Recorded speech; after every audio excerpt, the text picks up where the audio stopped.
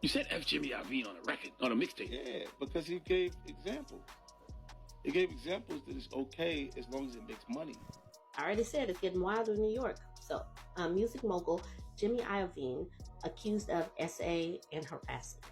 We're out here in sunny Los Angeles, California, and this is what a bad boy Interscope board meeting looks like. That's exactly right. You know, on the patio. After Jaguar Wright recently claimed Clive Davis taught Diddy how to groom and abuse others, 50 Cent is now exposing Diddy's other rumored Illuminati mentor, Interscope founder Jimmy Iovine, who was also recently hit with an SA lawsuit. Diddy and Jimmy Iovine have been close for years, and this is allegedly one of the reasons Diddy managed to get away with so much shady business all this time. However, the exposing season is in full swing, and it looks like it's now Jimmy Iovine's turn to get the same treatment as Diddy. So what exactly does 50 Cent know about Jimmy Iovine? And is it true that Jimmy took part in Diddy's freak-offs? Let's get into it. Just a regular day at Interscope. That's it. That's it. Stick around, we'll have some food. Bad boy Interscope. The music moguls must have missed the sacrifice ritual this year because they're all getting exposed one by one, with the latest one being Diddy's rumored sugar daddy, Jimmy Iovine.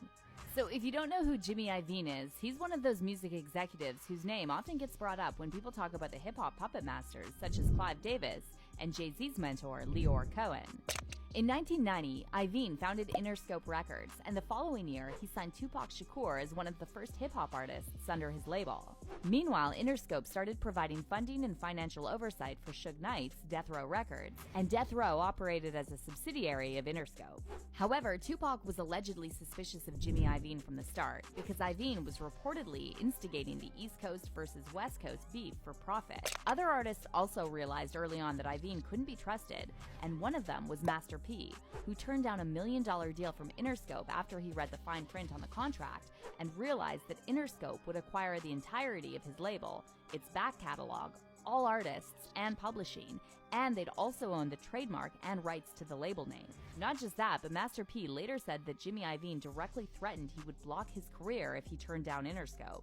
I went to see Jimmy Iovine. Jimmy Iovine wrote me a check for $1 million. Say, you the next thing to go. I'm sitting in there and I read, you know, by me going to college, I'm reading through the contract. I'm thinking about the Michael Jordan deal. It was $1 million. I couldn't use my name for 7 years, all this stuff. And they'll take all my rights. I said, sir, I'm gonna go get something to eat. I'm gonna come back. He said, if you don't come back, you'll never get a deal in this town. Because I know everybody.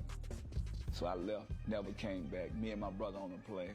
Me and C, we on the plane, about to fight. He like, bro, why you ain't take the $1 million?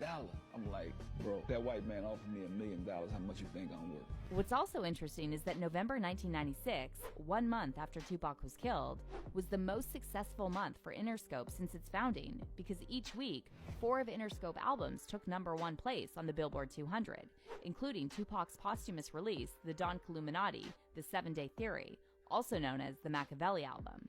But get this, the original back cover for Machiavelli recently surfaced online, showing Diddy in a pink ballerina dress, Biggie Smalls with the word pig on his head, and Dr. Dre having sex with a person who many believe is Jimmy Iovine in makeup. So it's pretty clear how Tupac really felt about this group. And then Suge Knight also revealed in a recent episode of his podcast that Jimmy Iovine told Tupac's mom, Afeni, that Suge killed Tupac.